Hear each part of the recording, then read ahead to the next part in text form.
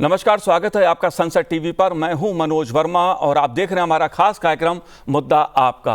आज हम बात करेंगे वक्फ संशोधन विधेयक 2025 की। संसद के दोनों सदनों लोकसभा और राज्यसभा में वक्फ संशोधन विधेयक पर विस्तार से चर्चा हुई। लोकसभा ने वक्फ संशोधन विधेयक 2025 पारित कर दिया।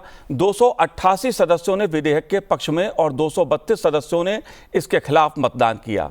सदन ने मुसलमान वक्फ विधेयक 2024 को भी मंजूरी दे दी।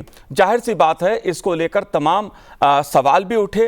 पक्ष में भी बात कही गई और विपक्ष में भी इसको लेकर तमाम बातें कही गई। कई पहलू हैं इसको लेकर, इन पे हम चर्चा करेंगे। दो खास मेहमान मेरे साथ इस समय स्टूडियो में मौजूद हैं। हम उनसे समझने की कोशिश करेंगे कि आखिर इस बिल को लाने की जरूरत क्यों थी। लोकसभा सांसद डॉक्टर संजय जायसवाल जी हमारे साथ इस समय स्टूडियो में हैं। संजय जायसवाल जी, आपका स्वागत है संसद टीवी पर। साथ ही हम बात करेंगे राष्ट्रीय अल्पसंख्यक आयोग के पूर्व उपाध्यक्ष आतिफ राशिद जी से। आतिफ जी, आपका भी बहुत बहुत स्वागत है। लेकिन चर्चा शुरू करने से पहले आइए देखते हैं इस बिल को लेकर, जो वक्फ का मुद्दा है, इसको लेकर किसने क्या कहा।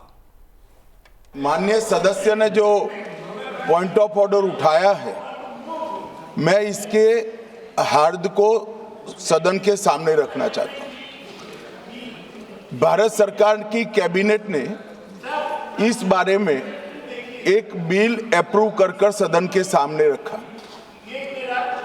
आपके द्वारा ये बिल जॉइंट पार्लियामेंट्री कमेटी को दिया गया, जिसका विपक्ष का भी बड़ा आग्रह था। कमेटी ने इस पर सुविचारित रूप से अपना मत प्रकट किया। वो जो मत प्रकट हुआ, वो मत फिर से कैबिनेट के सामने गया। कमेटी के जो सुझाव थे, ये भारत सरकार की कैबिनेट ने स्वीकार किए और अमेंडमेंट के रूप में किरण रिजिजू जी लेकर आए। ये तभी होता है जब ये ऑफिशियल अमेंडमेंट कैबिनेट की अनुमोदन के बगैर आता है। मान्यवर, मैं नहीं मानता इसमें कोई पॉइंट ऑफ ऑर्डर है और आपका ही आग्रह था कि कमेटी जॉइंट पार्लियामेंट्री कमेटी बने। अगर कमेटी ने कोई बदलाव ही नहीं करने हैं तो ये कांग्रेस जैसी कमेटियां नहीं, हमारी लोकतांत्रिक कमेटी है मान्यवर, जो दिमाग चलाती है। कांग्रेस के जमाने में कमेटियां होती थी जो थप्पा लगाती थी। हमारी कमेटी चर्चा करती है, चर्चा के आधार पर विचार करती है और परिवर्तन करती है। अगर परिवर्तन को स्वीकार ही नहीं करना है तो कमेटी काहे को लिए है भाई। आदरणीय सभापति महोदय जी, ये जॉइंट पार्लियामेंट्री कमेटी जब बने हैं उसके बारे में मैं अभी जिक्र करूंगा। उससे पहले, कमेटी बनने से पहले कई लोगों ने कहा कि इसका कंसल्टेशन जितना होना चाहिए था हुआ नहीं है। मैं इतना ज़रूर बताना चाहता हूं कि जब हम ये वक्फ संशोधन बिल लेके आए और जेपीसी बनाया, उससे पहले हमारे अल्पसंख्यक मामलों का मंत्रालय ने व्यापक रूप से देश भर में जितने स्टेक होल्डर्स हैं, राज्य सरकारों से, माइनॉरिटी कमीशंस होते हैं स्टेट में, वक्फ बोर्ड होते हैं और वहाँ के ऑफिसर्स और इंटेलेक्चुअल कम्युनिटी से, धार्मिक संस्थाओं में जो लोग प्रतिनिधि करते हैं, कई लोगों से बातचीत करने के बाद ये बिल तैयार करके हमने इस सदन में पेश किया, पार्लियामेंट में पेश किया। फिर उसके बाद में जॉइंट कमेटी का गठन हुआ और राज्यसभा और लोकसभा से सदस्य मिलकर के जो काम किया है, मैं सदन पे ऑफिशियली मैं अपना बात को दर्ज करना चाहता हूं कि ये जेपीसी ने जो काम किया है, इससे ज़्यादा पूर्व में जितने भी जेपीसी बने हैं, इतना लंबा, इतना व्यापक काम आज तक नहीं हुआ है। कुल मिलाकर के 284 संगठन, स्टेक होल्डर्स, अलग अलग क्षेत्र के लोगों ने जेपी के समक्ष आकर के अपने बातों को रखा, ज्ञापन सौंपा और 97 लाख से भी ज़्यादा अब छोटा मोटा पत्र को मिला करके 1 करोड़ से ज्यादा हमारे देश के लोगों ने ज्ञापन सौंपा है और अपना मत को जेपीसी और मंत्रालय को दिया है। तो किसी बिल को सदन में चर्चा करने से पहले 1 करोड़ से ज्यादा सुझाव मिलना ये भी अपने आप में ऐतिहासिक है।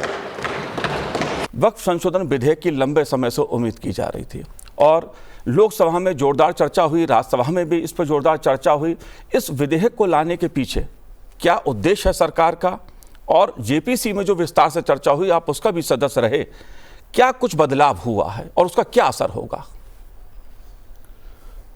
जब इस लोकसभा का गठन हुआ तो सरकार अब विभिन्न बिलों पर ध्यान देती है, पर इस बिल को सरकार ने इंट्रोड्यूस किया, उसके बाद सभी दलों की थी कि जॉइंट सेलेक्ट कमेटी को यह जाना चाहिए बिल।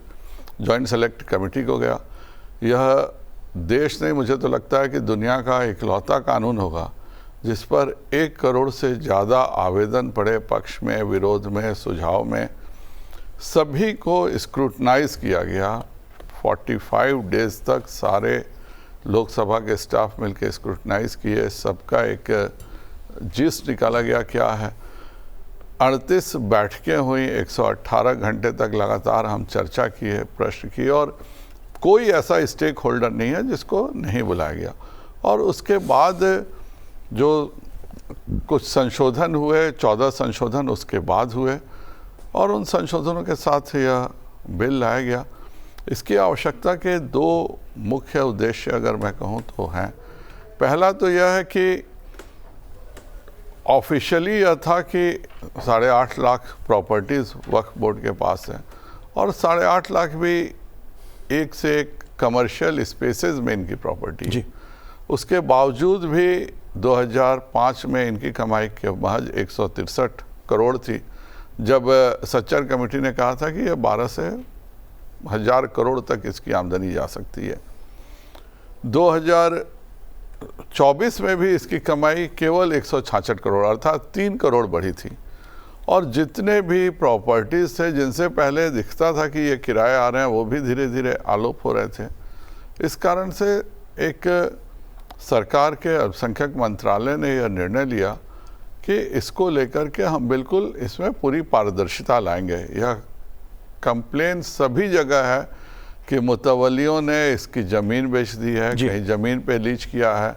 और इसका सबसे बड़ा सबूत यह है कि उसउद्दीन ओवैसी साहब ने खुद 2012 में सरकार से पूछा था कि क्या वक्फ बोर्ड घोटालों के बारे में जानती है कि नहीं, वक्फ बोर्ड ठीक करने के लिए सरकार क्या प्रयास कर रहा है, वामसी पोर्टल पर कब अपलोड करेंगे, ये सभी कारण थे।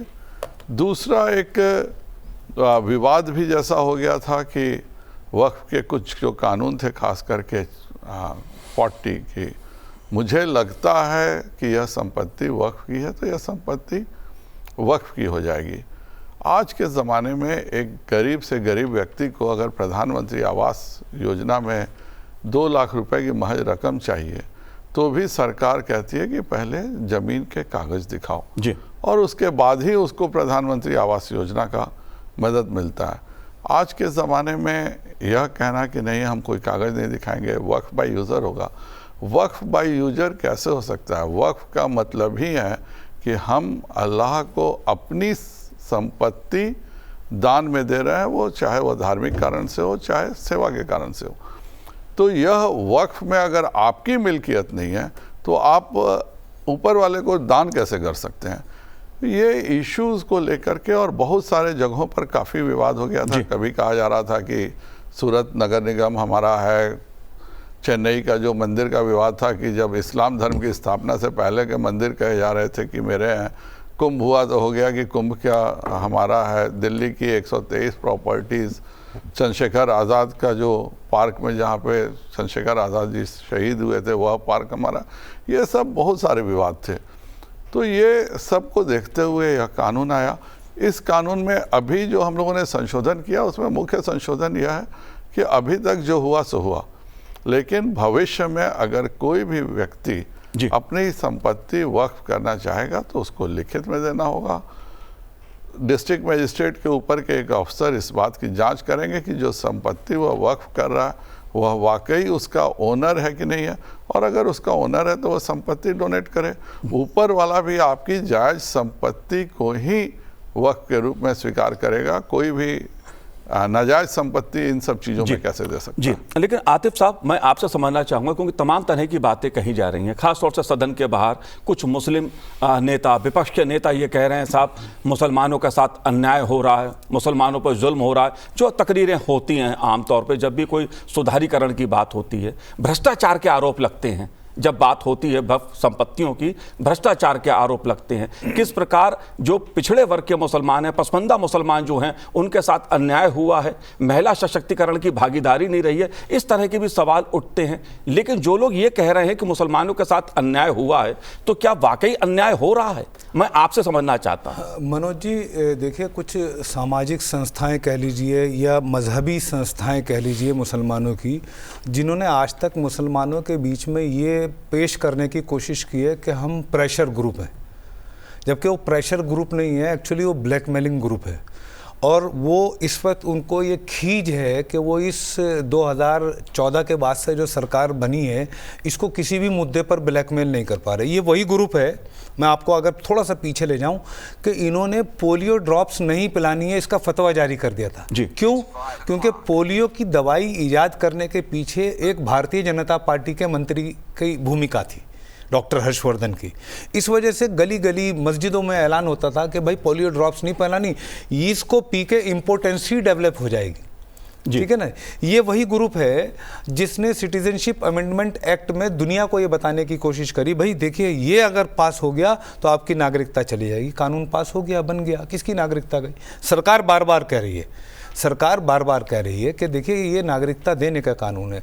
यही वो लोग हैं जो जब तीन तलाक का बिल आया तो इन्होंने ये बताने की कोशिश करी, ठीक है सऊदी अरब में भी पाबंदी है, ठीक है इंडोनेशिया में भी पाबंदी है, ठीक है पाकिस्तान में भी 3 तलाक पर पाबंदी है, लेकिन हिंदुस्तान में ये डायरेक्ट शरीयत में अमल दखल हो रहा है। ये दरअसल मुस्लिम पुरुषों को प्रताड़ित करने का कानून है। बताइए, 3 तलाक का बिल आ गया, कोई केस आया क्या मुसलमानों को, मुस्लिम पुरुषों को प्रताड़ित करने का? ऐसा होता नहीं है। दरअसल क्या है कि ये सब लोग अपनी अपनी दुकानें चला रहे हैं जी। इनकी दुकान जब खतरे में पड़ती है ना, तो ये मजहब का चश्मा पहना देते हैं सीधा सीधा। आज ये कह रहे हैं कि ये वक्फ का जो बिल आया है, ये वक्फ का बिल मस्जिदें और कब्रिस्तानों को छीन लेगा। मैं आपको बताऊं, आम मुसलमानों को नहीं पता होगा, आम मुसलमानों को नहीं पता होगा कि वक्फ की संपत्तियों पे जो टोटल संपत्ति है उसमें सिर्फ 14% संपत्ति पर मस्जिद और कब्रिस्तान है। 86% संपत्ति कहाँ है? 86% संपत्ति वो है जो दिल्ली में, हैदराबाद में, कर्नाटका में, हर राज्य में, मध्य प्रदेश में प्राइम लोकेशन पे है, और वो इन्हीं लोगों के पास कब्जे में है। कब्जे में कैसे? इन्हीं लोगों का वक्फ बोर्ड होता है। वक्फ बोर्ड में नियम बना रखा है, 1 MP होगा, 1 MLA होगा, CEO होगा तो मुसलमान होगा, वो भी इन्हीं का आदमी होगा क्योंकि इन्हीं के रहमो करम पर होगा, निगम पार्षद भी इन्हीं का होगा। ठीक है ना जी? अब मुझे एक बात बताइए, इनको आपत्ति इस बात पर हो रही है कि भाई आप इसमें हिंदू मेंबर कर रहे हैं, है ना? सेंट्रल हज से बड़ा पवित्र तो कोई काम नहीं है ना मुसलमान के लिए। सेंट्रल हज कमेटी में 4 हिंदू मेंबर हैं, 4 Hindu member, mister Vipul, mister Sanjeev Kumar Jindal, mister Satendra Kumar Mishra, mister Thalang Milan, ये 4 मेंबर हैं। इस पर आपको क्यों आपत्ति नहीं है? हज कमेटी के, हज के जो चेयरमैन हैं, जो हज के ऑर्गेनाइज कर रहे हैं सारे, वो किरण रिजिजू हैं, पहले स्मृति ईरानी जी थी।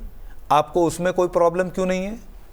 भाई अमित शाह जी ने स्पष्ट किया, मैं आपके इसके माध्यम से पूरे देश को बताना चाह रहा हूं कि जो प्रधान अमित शाह जी ने लोकसभा में कहा वही स्पष्ट बात है। लेकिन देखिए कितना कंफ्यूज कर रहे हैं, ये बताने की कोशिश कर रहे हैं कि मस्जिद का मुतवल्ली हिंदू हो जाएगा। मस्जिद का मुतवल्ली हिंदू नहीं होगा। वक्फ की इनकम किसी हिंदू के पास नहीं जाएगी। वक्फ करने वाला कोई हिंदू नहीं होगा, गैर मुसलमान नहीं होगा। ये तीनों चीजें करने, लेकिन सीओ अगर वक्फ का अगर हिंदू हो जाएगा तो उसमें क्या प्रॉब्लम है? जब हज कमेटी का हो सकता है, हज कमेटी का सीईओ हिंदू हो सकता है, हज कमेटी की निगरानी हिंदू कर सकता है, उसमें आपको आपत्ति नहीं। क्यों आपत्ति नहीं है मैं बताता हूं ना, क्योंकि हज कमेटी में करोड़ों रुपए का लेन देन, खरबों रुपए का लेन देन नहीं है। हज कमेटी में आपकी कोई पोल पट्टी नहीं खुलने वाली। जी, मैं आपसे इसे भ्रष्टाचार का भी एक बहुत बड़ा मुद्दा है, क्योंकि सरकार ने पारदर्शिता की जो बात कही है इसमें, और जिस तरह ईमानदारी की बात हो रही है कि एक जो भ्रष्टाचार पनपा है वक्फ संपत्तियों के नाम पर, उसको लेकर भी काफ़ी चर्चा, इसे मैं समझने की कोशिश करूंगा। लेकिन एक महत्वपूर्ण सवाल संजय जी, जो संविधान को लेकर उठाया गया, जिस तरह बार बार राज्यसभा में, लोकसभा में विपक्ष ने संविधान का हवाला देकर तमाम तरह के सवाल उठाने की कोशिश की, अगर मैं देख रहा हूं किस तरह से पहले का जो कानून था वो संवैधानिक अधिकारों का एक तरह से मैं कहूंगा उल्लंघन करता था, लोगों को उससे वंचित करता था। आप कैसे देखते हैं जो बदलाव हुए इस बार? 1953 में जब यह बिल आया जी, तो प्राइवेट मेंबर बिल के तौर पर आया और जवाहरलाल नेहरू जी ने इसको कानून के रूप में स्वीकार कर लिया। तब तो किसी ने संविधान की चर्चा नहीं की थी, बल्कि जब इस बिल को सेलेक्ट कमेटी में भेजा गया तो दो लोगों ने, जिसमें एक मुस्लिम भी सांसद थे, उन्होंने कहा कि नहीं, यह बहुत गलत हो रहा है, इस मामले में हमें कोई दखल नहीं देना चाहिए और इस तरह के कानून विभाजनकारी हो सकते हैं। यह सेलेक्ट कमेटी में हमारे, मुझे अब एग्जैक्टली क्या नाम है नहीं याद है, पर उनका और एक सक्सेना जी थे, दोनों का डिसेंट नोट है। उसके बाद इस कानून में संशोधन इंदिरा गांधी जी ने किया, राजीव गांधी जी ने किया, नरसिम्हा राव ने किया, मनमोहन सिंह ने किया। एक कानून बनता है, उस कानून में 5-5 कांग्रेस के प्रधानमंत्रियों के समय उसका संशोधन होता है, पर किसी को कोई तकलीफ नहीं है। जी, आज जब छठा संशोधन माननीय प्रधानमंत्री नरेंद्र भाई मोदी जी के नेतृत्व में हो रहा है, तो तकलीफ का एकमात्र कारण यही है क्योंकि इसमें CAG को लाया गया। इसमें वह जो ऑफिसर्स होंगे वो किसी भी कास्ट के हो सकते हैं, उनको लाया गया जी। तो ये जो एक पूरा नेक्सस बना हुआ है, और ख़ास करके विगत 10 वर्षों में एक और नया नेक्सस था कि जो वक्फ की असली संपत्ति हो उसको तो लीज पर 100 साल की दे दो, बेच दो, कुछ कर लो, और जो वक्फ की संपत्ति नहीं है उस पर क्लेम करो कि यह संपत्ति वक्फ की है। और इसके कारण चाहे वह केरल में इश्यूज़ हो, तमिलनाडु में हो, गुजरात में हो, मध्य प्रदेश में हो, उत्तर प्रदेश में हो, बिहार में हो। मेरे बिहार में हमारे एक मुस्लिम ज़मींदार साहब ने 175 एकड़ ज़मीन वक्फ की थी, 1880 में रजिस्टर्ड वक्फ मुंगेर में किया था। सुन्नी वक्फ बोर्ड के पहले के चेयरमैन ने कह दिया कि नहीं, ये 175 एकड़ ज़मीन नहीं है, ये केवल 50 एकड़ ज़मीन है, और 100 एकड़ ज़मीन उन्होंने बेच दिया। हमारे यहाँ फतुआ में है, 7 मुस्लिम रहते हैं, हिंदू रहते हैं, गोविंदपुर के इलाके में प्रेम से रहते हैं। अचानक 2020 में वहाँ की जो आम ज़मीन थी वो सब वहाँ के मुतवल्ली ने अपने नाम से लिखाना चाहा, लिखवा भी लिया, लोगों ने ऑब्जेक्शन किया, तब उसका कैंसिल हुआ, और उसका नतीजा यह निकला कि 1959 में के कागज़ दिखा करके, कहाँ से ओरिजिन नहीं दिखाया गया, बाकी 6 मुसलमानों की ज़मीन वक्फ हो गई, सभी हिंदुओं की ज़मीन वक्फ हो गई, और केवल वो मुतवल्ली साहब जो बबलू खान करके नाम है उनकी ज़मीन वक्फ नहीं होती है। तो ये जो घोटाले चल रहे थे, आज सरकार जब CAG लाएगी, जब ऑफिसर्स इसमें जो रहेंगे उनकी कोई तरह का जाति का विभेद नहीं होगा, तो जाहिर बात है ये इन सब घोटालों को खोला जाएंगे। और एक राजनीति चलती है भाजपा का हवा दिखा करके कि भाजपा आएगी तो ये हो जाएगा, वो हो जाएगा, उसके बावजूद भाजपा 3 बार आ रही है। जब कल गरीब मुसलमान ये देखेगा कि जिस वक्फ बोर्ड से हमें आज तक 5 रुपए नहीं मिल रहे हैं, उसको इस नए कानून और CAG की पारदर्शिता के कारण लगभग 10,000 करोड़ रुपए की हर वर्ष आमदनी हो रही है, गरीब मुसलमानों को उसमें मिल रहा है, गरीब महिलाओं को मिल रहा है, विधवा महिलाओं को मिल रहा है, अनाथ बच्चों को मिल रहा है, तो जाहिर बात है वह अपने तथाकथित रहनुमाओं से ज़रूर पूछेंगे कि 65 सालों में आपने हमें 5 रुपए की भी इस वक्फ की संपत्ति से मदद नहीं किया, आज भाजपा के प्रधानमंत्री के इस नए कानून के कारण कैसे 10,000-15,000 करोड़ रुपए हमें मिल रहे हैं, और इसका कोई जवाब उनके पास नहीं होगा। और यही कारण है कि ये सबसे ज़्यादा परेशान है। जी, आतिफ साहब, अगर मैं आपसे जानना चाहूँ, क्योंकि भ्रष्टाचार की बहुत बात होती है वक्त संपत्तियों की, करोड़ों रुपए की, अरबों रुपए की संपत्तियां हड़प गए लोग, उसको लेकर सवाल उठते हैं। बहुत गंभीर आरोप सदन के भीतर भी बहस में, चर्चा में सुनने को आए और सदन के बाहर भी कई बार ऐसे उभर के सामने किस्से आते हैं जिससे हैरानी होती है कि मुसलमानों की वक्फ की संपत्ति को मुसलमानों के ही कुछ नेताओं ने हड़पने के किस तरह के षड्यंत्र रचे हैं। मैं नाम लेना इसका नहीं चाहता, आपके पास और जानकारी इसको लेकर होंगी। सरकार अगर ये चाहती है इस बिल के माध्यम से कि गरीब मुसलमान को उसका हक मिले, महिलाओं का सशक्तिकरण हो, सामाजिक न्याय हो, पारदर्शिता है, तो इससे डरा कौन सा वर्ग है? कौन सा मुसलमान डरा हुआ है जो ये कहता है कि मस्जिद छीन ली जाएगी, कब्रिस्तान छीन लिया जाएगा?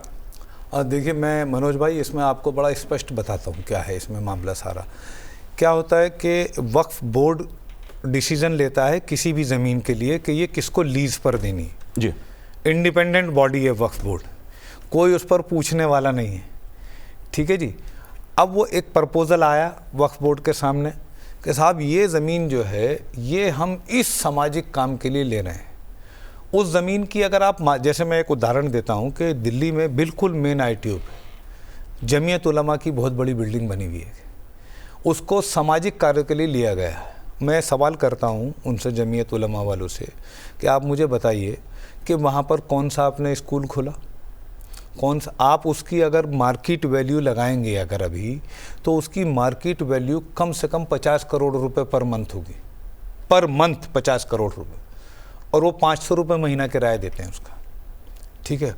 वहाँ आलीशान बिल्डिंग बनी हुई है, आप आते हैं, मेहमान आते हैं, रुकते हैं, ऐश करते हैं, बढ़िया खाने होते हैं। उससे एक आम गरीब मुसलमान को क्या लाभ होता है? दूसरे पूरे देश में मिला के टोटल लगभग 32 वक्फ बोर्ड हैं। अब 32 के 32 वक्फ बोर्डों का उठाकर देखिए, वक्फ बोर्ड की स्थापना किस लिए हुई थी? वक्फ बोर्ड की स्थापना इसलिए हुई थी कि यतीम बच्चे जिनके माँ या बाप नहीं हैं उनकी परवरिश के लिए, विडोज़ जो बेवा हो गई हैं जिनके शौहर नहीं हैं, उनका मंथली कुछ उनका ये हो कि उनको किसी के आगे हाथ ना फैलाना पड़े। ठीक है ना। या वो गरीब बच्चे जिनके माँ बाप उनकी पढ़ाई में कोई मदद नहीं कर सकते उनकी पढ़ाई के लिए, या उन गरीबों के लिए अस्पताल खोला जाए जहाँ मुफ्त इलाज हो, ताकि इनकम उनकी हो, ज़मीन वक्फ बोर्ड की हो, उनका इलाज किया जा सके, मुफ्त इलाज किया जा सके गरीब लोगों का। मुझे बताइए 32 के 32 वक्फ बोर्डों ने किसने स्कूल बनाया, किसने हॉस्पिटल बनाया, कहाँ विडोज़ को मंथली दिया जाता है, कहाँ यतीम बच्चों की पढ़ाई का खर्चा उठाया जाता है? वक्फ बोर्ड में सारी लड़ाई किस बात की चल रही है कि ये ज़मीन मेरी, वो ज़मीन मेरी, ये इसको लीज पे दे दो, ये उसको लीज पे दे दो। मैं आपके सामने एक उदाहरण पेश करता हूँ। 2012 में अनवर मणिपाड़ी कमेटी की एक रिपोर्ट बनी थी, ये कर्नाटका के माइनॉरिटीज़ कमीशन के चेयरमैन थे, जिसको उस रिपोर्ट को कर्नाटका हाई कोर्ट में पेश करा उन्होंने। पहले कर्नाटका हाई कोर्ट ने उसको विधानसभा में पेश किया और उसमें ये कहा गया कि कर्नाटका में 2700 एकड़ ज़मीन अवैध वक्फ बोर्ड की कब्जा की गई। उसके ऊपर विधानसभा में एक कमेटी भी बनी, खूब उस पर डिस्कशन भी हुआ, कर्नाटका हाई कोर्ट ने उस पर मोहर लगाई। और आपको जानकर हैरानी होगी कि उस कमेटी में, आप गूगल कर लीजिए मिल जाएगी आपको, उस कमेटी में जो वक्फ बोर्ड की ज़मीनों को हड़पने के सबसे बड़े आरोपी बताए गए वो मल्लिकार्जुन खड़गे बताए गए, दूसरे नंबर पे के रहमान खान बताए गए, CK जाफर शरीफ बताए गए, CM इब्राहिम बताए गए। कांग्रेस के सैकड़ों नेताओं के नाम हैं जिन्होंने वक्फ बोर्ड की मिली भगत से इलीगली प्राइवेट इंस्टीट्यूट्स को इंजीनियरिंग कॉलेज खोलने के लिए, MBBS खोलने के लिए, जहाँ पर किसी मुसलमान बच्चे का, गरीब बच्चे का एडमिशन नहीं होता, 5-5 लाख रुपए, 10-10 लाख रुपए फीस है, उनको 1 रुपए की लीज पर 100-100 साल के लिए करोड़ों नहीं खरबों रुपए की कीमत की ज़मीनें दे दी उठा कर कर्नाटक में।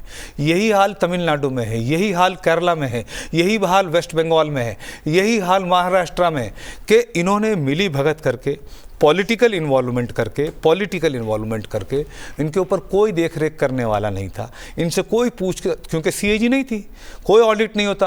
और इनकी एक और क्रोनोलॉजी आपको समझनी पड़ेगी कि ये बड़े हिसाब से इन्होंने वक्फ बोर्डों से रिकॉर्ड गायब कर दिए। जो ज़मीनें इन्होंने अवैध कब्जा करा दी, जो ज़मीनें इन्होंने कब्जे करा दी, जो ज़मीनें इन्होंने किराए पर उठा दी, किराया लेना बंद कर दिया। ज़मीन की कीमत 10 करोड़, 5 लाख रुपए में बेच के चले गए। आप दिल्ली में, मैं ऐसे आपको सैकड़ों उदाहरण बता सकता हूँ। पंजाब खोड़ की ज़मीन है दिल्ली में, गायब है, ख़त्म है, वक्फ बोर्ड के रिकॉर्डों में है आज भी, वक्फ बोर्ड के रिकॉर्डों में है आज भी, दिल्ली में गायब है, लेकिन वहाँ कोई नहीं है। आप जाके बता नहीं सकते कहाँ है ज़मीन। थोड़ी बहुत ज़मीन नहीं है, 50 बीघे ज़मीन है, गायब है। आप अगर आज उसकी 1 बीघे की कीमत आप देखेंगे तो 20 करोड़ रुपए बीघे की ज़मीन है जी, लेकिन गायब है जी। दिल्ली में कांग्रेस के। अच्छा, अभी क्या है कि इन्होंने इसको लोगों के बीच में जाकर इस तरीके से बताने की शुरुआत कर दी है कि साहब आपकी मस्जिदें छीन रहे हैं, आपके वो छीन रहे। दरअसल छीना क्या जाएगा? जब ऑडिट होगा तो ऑडिट में पुराना रिकॉर्ड भी निकलेगा, कोई कुछ ना कुछ जानकारी आएगी। बताओ भाई वो ज़मीन कहाँ है, वो किसके पास है। बहुत सारे लोगों की अब लीज ख़त्म होने जा रही हैं, अब उनको दोबारा कैसे मिलेगा? तो प्रॉब्लम उनको ये हो रही है क्योंकि इनके पास तो फाइलें आ जाती हैं लीज ख़त्म होने से पहले। ये जो धर्म के ठेकेदार हैं, इनके पास फाइल इनके पास आती है। जी बिल्कुल। आतिफ साहब, बहुत लोग राजनीति इस मुद्दे पर कर रहे होंगे, अलग अलग पार्टी हैं, अलग अलग सबकी राजनीति होगी, लेकिन मैं इस मुद्दे को आम मुसलमान के नज़रिए से, सरकार का जो उद्देश्य है इस विधेयक को लाने का कि वक्फ संपत्तियों का बेहतर प्रशासनिक रूप से उसका प्रशासन हो, सशक्तिकरण हो और विकास की दिशा में एक महत्वपूर्ण कदम है। जो सरकार ने कहा उसका इरादा कोई हस्तक्षेप का नहीं है, लेकिन बार बार संजय जी इस सवाल को, गैर मुस्लिम वाले सवाल को उठाया गया। आप क्या कहना चाहते हैं, क्योंकि आप जेपीसी में भी रहे हैं, कि वक्फ जो ट्रस्ट हैं उसमें भूमिका गैर मुस्लिमों की ना रहे, इसको लेके बार बार सवाल उठाया गया। आप कैसे देखते हैं इस पहलू को? किसी भी वक्फ जो ट्रस्ट है या वक्फ जो है उसमें कोई गैर मुस्लिम कभी नहीं रहेगा। यह बात गृह मंत्री जी ने बिल्कुल साफ शब्दों में कहा। वो जो मुतवली है उन्हीं के पास रहेगी, जहाँ जो मैनेज करता है वही रहेगा, उसमें एक भी मुस्लिम नहीं रहेगा। लेकिन जो वक्फ बोर्ड बना है, जिसका काम है कानून बनाना, जिसका काम है यह देखना कि जो वक्फ हैं वह अपनी संपत्ति का उपयोग सही से कर रहे हैं कि नहीं, उस स्थान पर जो टेक्निकल पोस्ट हैं, जैसे कि अगर वो उसमें एक जॉइंट सेक्रेटरी है तो जॉइंट सेक्रेटरी मुस्लिम ही क्यों रहेगा? ये कहाँ लिखा हुआ है? हमारा चैरिटी कमिश्नर होता है, हम लोगों का भी मंदिर का अगर कोई ट्रस्ट है, बहुतों का ट्रस्ट होता है, हिंदू धर्मशालाएं होती हैं, जो चैरिटी कमिश्नर होता है वो सभी ट्रस्टों की देखभाल करता है। तो मैं कहूँ कि मेरा हिंदू ट्रस्ट है, इसलिए कोई जैन या सिख या मुसलमान IAS अफसर चैरिटी कमिश्नर नहीं होगा क्योंकि मेरा मंदिर से गाइड। ऐसे देश ऐसे नहीं चलता। जो भी पोस्ट हैं, जो सरकार के पोस्ट हैं, उनमें यह कहना कि नहीं, यह अगर डिस्ट्रिक्ट मजिस्ट्रेट को कोई जिम्मेदारी मिलती है तो कहेगा नहीं हम इस डिस्ट्रिक्ट मजिस्ट्रेट को नहीं मानते हैं, कोई मुस्लिम को लाइए डिस्ट्रिक्ट मजिस्ट्रेट के बदले। पहले इस तरह की चीज़ें थी, उसको हटाई गई हैं। पर यह बोर्ड के सदस्य, बोर्ड का काम बिल्कुल वक्फ के काम से अलग है। वक्फ का पहले 7% राशि ये वक्फ बोर्ड को देते थे और वक्फ बोर्ड का काम था देखना कि सभी वक्फ अच्छे से चल रहे हैं कि नहीं, उनमें ट्रांसपेरेंसी है कि नहीं, उनमें जो लाभ हो रहा है उसका सही उपयोग हो रहा है कि नहीं, ये वक्फ बोर्ड का काम है। आज भी जो परिवर्तन हुए कानून में वह वक्फ बोर्ड में हुए हैं। किसी भी वक्फ में कोई परिवर्तन नहीं हुआ है। जो वक्फ वाला औलाद भी है उसका जो मुतवली है वही रहेगा। जो बाकी सब वक्फ हैं, अगर मस्जिद को कोई वक्फ की कमेटी मैनेज करती है वो वक्फ की वही कमेटी मैनेज करेगी, ईदगाह को वही मैनेज करेगी, जितने भी हमारे धार्मिक हैं चाहे नॉन धार्मिक हैं सबको वही मैनेज करेगी। लेकिन इन सबों की जो ओवर आर्चिंग बॉडी है जिसको वक्फ बोर्ड कहते हैं वो सरकार के कानून से बनती है।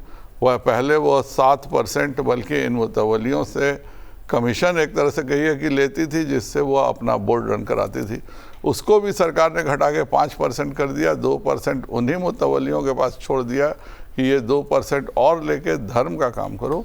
लेकिन यह सवाल तो पूछे गए ही दुनिया कि अगर वक्फ बोर्ड सही था तो क्या कारण था कि ये 8.5 लाख प्रॉपर्टी, लगभग 37 लाख एकड़ ज़मीन से आप केवल 166 करोड़ रुपए कमा रहे थे, जबकि यह हिंदुस्तान की हर प्राइम प्रॉपर्टी इनकी है।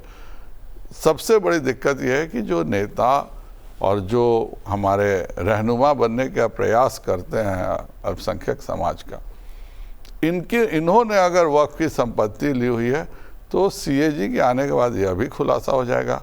इनको भी वामसी पोर्टल में लिखना पड़ेगा कि ये लीज किसको हुआ है, उस लीज का ओनर कौन है, उसको कितनी राशि में दिया गया है। और जब ये लगेगा कि कनॉट प्लेस आप 50 रुपये में, अब मैं एक छोटा सा उदाहरण देता हूँ। दिल्ली में ताज होटल है, ताज मानसिंह होटल है, बेंगलोर में आईटीसी विंडसर है। ताज मानसिंह होटल दिल्ली में सरकार को 150 करोड़ रुपए प्रति साल किराया देता है।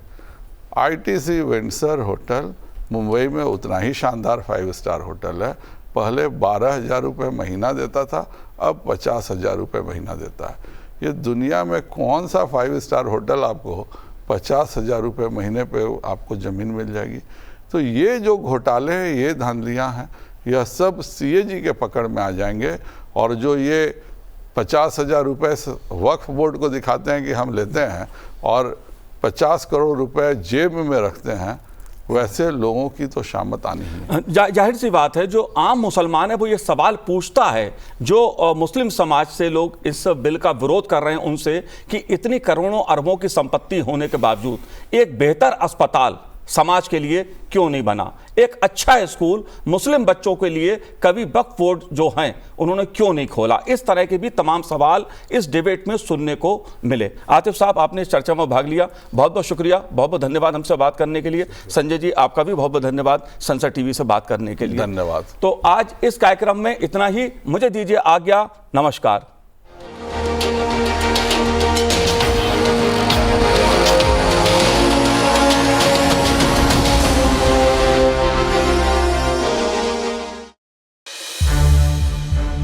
संसद टीवी के और भी प्रोग्राम्स देखने के लिए सब्सक्राइब करें हमारा YouTube चैनल और हाँ, इन्हें लाइक और शेयर करना ना भूलें।